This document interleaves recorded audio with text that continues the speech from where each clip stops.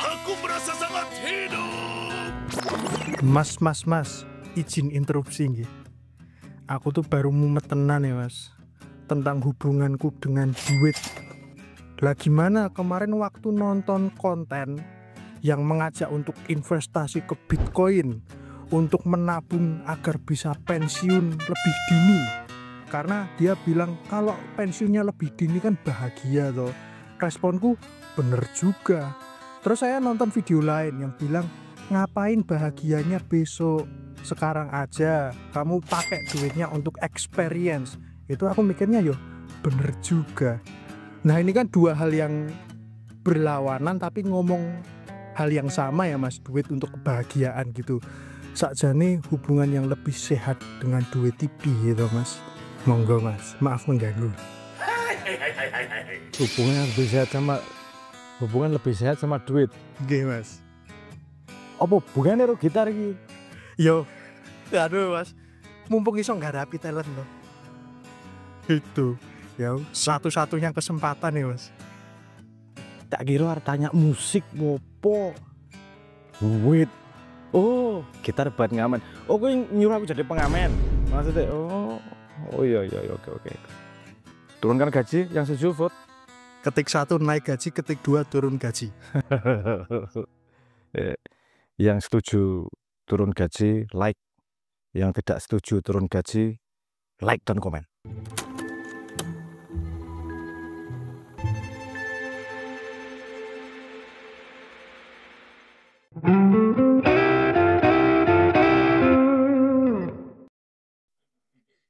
Tadi dua pendapat, satu apa? Duitnya dikumpulin nanti bahagia, kayak udah tua tinggal bahagia, duitnya udah banyak. Yang satu lagi udah punya duit pakai bahagia, ngapain nunggu besok-besok. Kok asosiasinya duit dengan bahagia kayak satu-satunya cara untuk bahagia itu pakai duit. Kamu bisa beol aja bahagia, garuk pantat tuh bahagia. Coba kalau nggak bisa, mungkin loh, kamu pernah toh punya bisul di pantat yang kamu sambat nggak bisa garuk pantat kalau bangun tidur pagi-pagi? Hah? Betapa duniamu langsung bahagia ketika itu udah sembuh tanpa duit itu.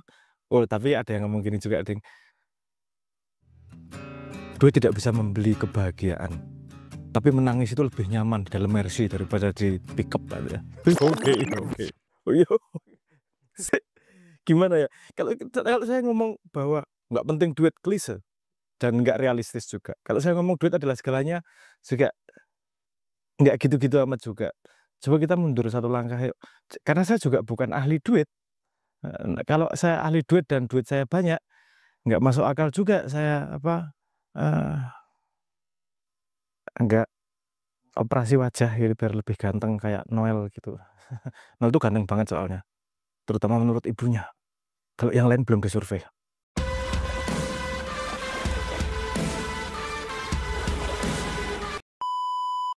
Oke, apa? Kita gini. Kalau saya melihatnya begini, dunia itu, kita hidup di dunia itu banyak perbedaan permainan. Naluri manusia itu pengen tumbuh. Salah satu tanda paling mudah tumbuh adalah kamu lebih daripada temanmu. Itu yang paling mudah dilihat, waktunya sama.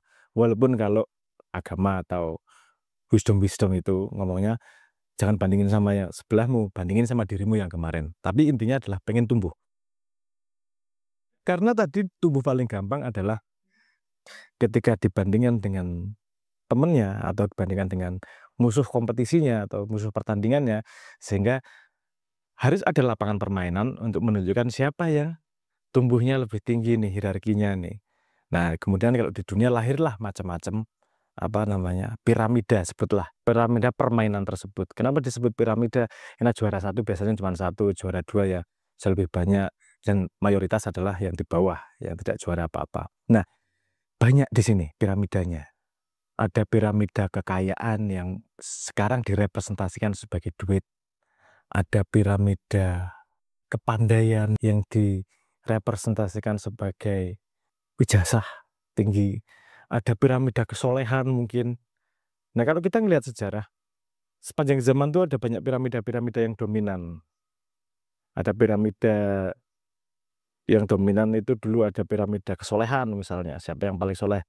Sepertinya Jawa pernah mengalami piramida kesaktian. Oh, siapa yang paling sakti kan gitu. Jadi dominan permainannya. Modern ini kebetulan dominan permainannya adalah piramida duit itu tadi. Siapa kaya-kayaan. Karena memang duit ini punya daya lateral karena dia representasi dari resources sumber daya. Dia punya power untuk cross piramid. Misalnya, seharusnya enggak ya. Tapi kalau sekarang misalnya, kalau duitmu banyak, beli ijazah, jadi visa. Naiklah piramid akademi karena kamu sudah kuat di piramid kekayaan itu tadi. Seduitnya sudah kaya, bikin pesantren. Naiklah di piramid kesolehan menurut publik. Jadi, bahkan kekuasaan juga sangat berpengaruh karena duitmu banyak. Kamu bisa loncat ke piramid kekuasaan ya karena orang yang milih ya demokrasi, orang milih bisa dibeli pakai duit karena mimpi semua orang adalah duit gitu. Jadi itu wajar kalau sekarang kemudian dianggap sebagai sumber ukuran utama manusia adalah seberapa kuatnya dia di dunia uang. Saya sih nggak keberatan juga kalau orang mau main di dunia duit, monggo-monggo aja. Yang saya sesalkan di sini adalah ada dua hal. Pertama, bahwa kalau kamu main game duit, itu kamu sengaja main game duit dengan sadar atau karena tekanan sekitar.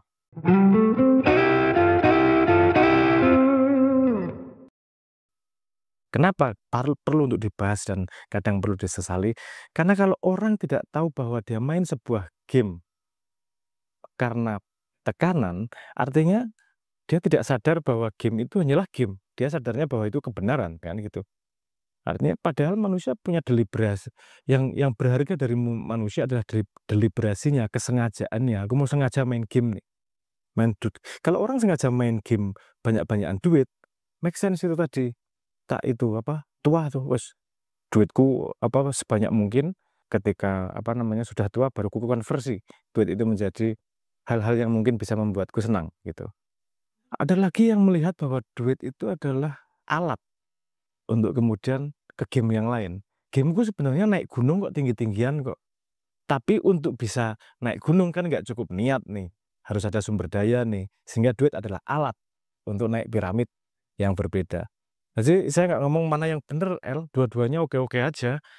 Pertanyaan saya yang lebih saya tanyakan adalah, apakah kamu sengaja ngambil itu atau tidak? Karena orang nggak perlu kaya, duitnya banyak untuk bahagia juga kok. Kalau kamu percaya bahwa harus duitnya banyak untuk bahagia, kamu masih masuk dalam sebuah permainan yang tidak kamu sadari. Kita ngelihat apa yang kita tidak punya dan membayangkan apa yang kita punya, sehingga duit itu menjadi sangat berharga. Kalau melihatnya belok sedikit, kayak tadi pertama saya saya contohkan dengan pantatmu itu, kan bukan apa yang saya punya yang tidak punya menjadi saya punya, tapi apa yang sudah saya punya menjadi saya tidak punya. Kalau ngelihatnya posisinya gitu, itu jadi bahagia itu tidak perlu menambah sesuatu, tapi mensyukuri apa yang sudah ada. Sayangnya pola berpikir ini sekarang dianggap sebagai klise yang tidak populer. Kenapa? Karena tekanan sekitarnya dan society juga mendukung itu. Koruptor seperti apa? Kalau kemudian ngasih sumbangan ke kampung ya tetap dicium tangannya kok. Ya, ngasih sumbangan ke pesantren bisa jadi haji honoris causa. Menarik juga itu. Ini menunjukkan bahwa penghormatan dari sisi piramid spiritual pun itu bisa dalam tanda petik dibeli persepsinya dari piramid duit. Yang saya kembalikan adalah deliberasimu. Duit itu tujuan atau duit itu jalan. Saya tidak menafikan bahwa di dunia modern kita butuh duit. Tapi butuhnya seberapa banyak sih untuk memenuhi kebutuhanmu, untuk memenuhi keinginanmu. Saya tanya sederhana, El. Tolong jawab, El. Jempolmu harganya berapa? Tidak ternilai, Mas. Tak bayar 1 triliun, potong jempolmu. Siap. Oh, oke. Viojo 1 triliun, jempolmu. Kok era apa sih mana jempol 1 triliun tuh. Heeh. Jempol kanan apa, jempol kanan sama jempol kanan aja lah 1 triliun, beneran mau. Bingung Mas, sedih juga. Tapi kayaknya gede. Dengan pikiran jadi memiliki yang tadinya tidak, kadang-kadang mengaburkan apa yang kamu miliki dan tidak disyukuri. Kamu kehilangan jempol. Duit 1 triliunmu itu mengurangi kemampuanmu cewek loh. Tak ambil jempol kananmu, cewekmu setengah mati nih. Oh, aku tahu argumentasinya Noel. Bikin pembantu khusus, beli pembantu khusus cewek. Aku tahu otak Noel khusus nyewok, iya. Tapi hidupmu jadi sangat kompleks kan kayak gitu tuh. Urusan cewek apa harus punya pembantu dan duit 1 triliun. Dan kamu pikir 1 triliun itu tidak bagian dari sistem yang lebih besar yang bisa hilang kapan saja. Saya nggak masuk mau ke dunia ekonominya. Ada jauh lebih banyak yang ahli. Saya pengen lihat dari sisi manusianya. Dan kalau pada semua permainan yang terutama yang tidak kamu pilih, kamu tidak akan paham betul rule of the game-nya. Kalau tidak dipilih kok, dan konsekuensinya juga kamu tidak akan paham betul. Contoh apa tadi? Ayo kita invest, main kripto. That's good, main kripto.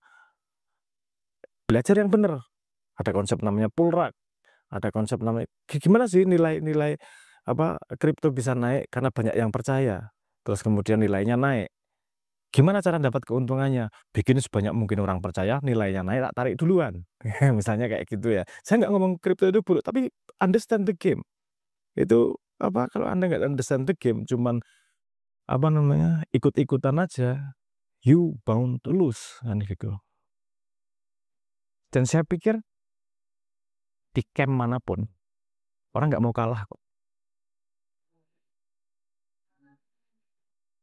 Tapi lagi-lagi gini, kalah itu bukan kamu dengan orang lain. Kalah itu kamu dengan dirimu sendiri. Yang di camp pengen grinding kerja sampai tuanya apa bisa pensiun dini, bukan berarti kemudian dia lebih superior daripada yang apa namanya yang memilih camp yang mau membahagiakan diri sepanjang jalan ini. Yang di sini juga nggak merasa superior dengan sana. Ya menurut saya yang superior adalah yang deliberate, yang dengan sengaja main game tertentu karena dia paham betul gamenya. Saya lihat yang inferior adalah yang kalah adalah dia main sebuah game tapi nggak paham gamenya. Dia pun bahkan nggak tahu kenapa harus main game itu.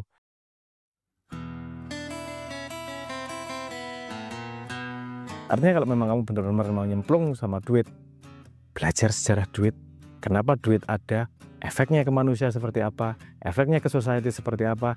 Jangan lupa, perang ekonomi itu datanya karena ada duit. Kalau nggak ada duit, itu nggak ada yang namanya perang ekonomi juga. Terus, duit itu juga kalau Anda lihat sejarahnya ya lucu-lucu. Ada yang pakai kerang. Terus ada yang Belanda mencoba membuat kopi menjadi currency atau uang. Ono sing lucu meneh, ono sing lucu meneh. Apa Raystone ya? Raystone dari Yap kalau nggak salah. Jadi yang dianggap duit kuwi apa? Batu gede banget. Batunya gede banget itu karena ngambilnya susah. Yang dihargai kesusahan itu dan itu dianggap sebagai prestige. Artinya duit di sini adalah representasi dari prestige bahwa dia ikut game prestige. Gengsinya lebih tinggi nih, lebih keren nih kalau dia punya duit dan itu direpresentasikan duitnya itu pakai batu bisa 12 meter batunya dan saking gedenya itu nggak bisa dibawa pulang ke rumah.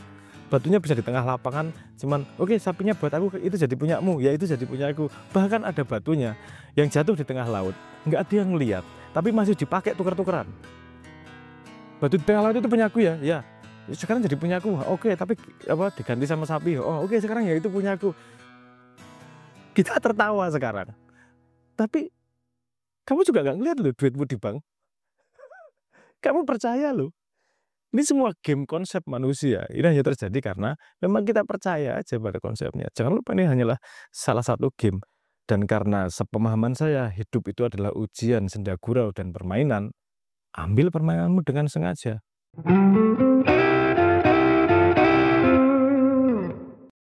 Dan Islam memberi rekomendasi. Gimana sih yang diambil? Yang long lasting, yang paling make sense gitu. Karena semua kemenangan di game apapun menghasilkan kebahagiaan. Ya Gue menang gaple sama temenmu aja bahagia kok. Nggak usah pakai duit banyak ya. Yang menang nyelentik dasi kotak itu aja sudah menyenangkan dan kamu tertawa-tertawa. Artinya titiknya pada kemenangan itu. Pada dopamin kemenangan itu. Pada sebuah game itu. Ada game yang direkomendasikan sama kalau Islam tuh gamenya jadilah orang yang paling bermanfaat. Itu compound effect. Kalau dari sudut pandang biologi yang keluar bukan hanya dopamin. Itu ada oksitosinnya juga yang keluar dari membantu orang lain tersebut. Mungkin argumentasi agama tidak biologis seperti itu, tapi impact-nya akan jauh lebih besar dengan menjadi orang bermanfaat. Bisa dengan cara main game duit itu tadi. Duitku tak banyakin agar aku bisa lebih bermanfaat. Sebenarnya semua yang tinggi, game tinggi itu bisa dikonversi menjadi game manfaat. Untuk orang lain ya, bukan untuk dirinya sendiri. Maksudnya gini, kenapa kalau kamu jadi bapak rumah tangga, pasti kamu bermanfaat untuk keluargamu. Kalau kamu jadi ketua RT, semua keputusanmu bermanfaat untuk se-RT-mu. Terus kalau kamu jadi gubernur, semua keputusanmu bermanfaat. Apakah bermanfaat atau menyusahkan orang se-provinsimu? Nah, itu game-game lain di mana bahwa game itu punya efek manfaat ke orang lain. Duit dipakai untuk menjadi manfaat.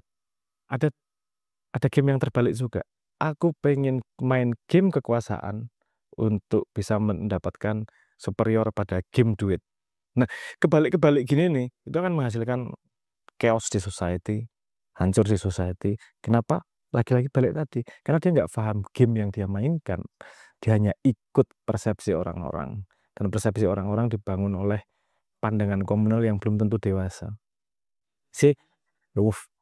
Pasti nanti ada di komen yang ngomong apa to brang ngono ya. Sebelum kamu ngomongin tak omongin duluan. Ngomong apa brang, aku ya mbuh ngomong apa. Karena saya melihat duit itu sebagai sebuah game aja yang perlu dimainkan di dunia modern ini kebetulan. Ya udah dimainkan. Kamu memilih main grinding atau milih main camp yang now, ya just play the game. Nggak ada yang salah, nggak ada yang bener, Nel. Semua, ya ini mungkin tidak akan resonate ya pada semua orang ya. Kalau ketika saya ngomong bahwa di dunia itu tidak ada salah, tidak ada yang benar, yang ada hanyalah konsekuensi. Konsekuensinya kamu inginkan atau tidak, itu aja. Dia ngomong kalau menuju surga itu salah, yaitu konsekuensi yang nggak kamu inginkan. Kalau misalnya Nol pengen ke neraka, yo itu konsekuensi yang dia inginkan, ya nggak masalah juga. Semua nggak ada yang benar, nggak ada yang salah, yang ada hanyalah konsekuensi.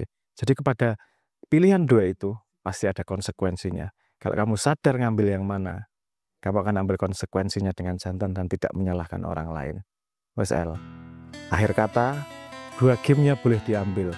Faktanya, gue kira didit ngopo mikir mumet mikir game yang mana. Sekarang kamu jadi editor yang bagus, minta dinaikin gajinya sama para penonton biar bisa main game itu nanti. Game. Siap, Mas. Teman-teman, Mel akan buka kotak amal biar dia bisa main itu tadi, main game itu tadi. Main game senang sekarang atau senang besok biar dia eksperimen dan kita nonton bersama. Aku sih nggak akan nyumbang sih, tapi kalau teman-teman mau nyumbang, monggo aja. Duh, betapa bahagianya kemarin ada yang nyumbang 20.000. Wah, dia langsung dibeliin mie yang harganya 14.000 itu loh. Habis itu besoknya main thread. Itu konsekuensi dari pilihan game yang tidak disengaja. Kalau Anda sudah ngajak aku ngomong soal game duit, ya semuter-muter aku. Soalnya aku nggak paham betul urusan game duit itu. Duit bagi saya adalah alat agar bisa menjadi manusia, merasakan experience yang berbeda, bisa bertanggung jawab dan bermanfaat minimal untuk keluarga. Monggo yang mau cari duit, ya nggak mau cari duit, mbok golek duit daripada nyusahi sing liyane. Mending cari duit daripada nunggu bansos, oke? Terima kasih.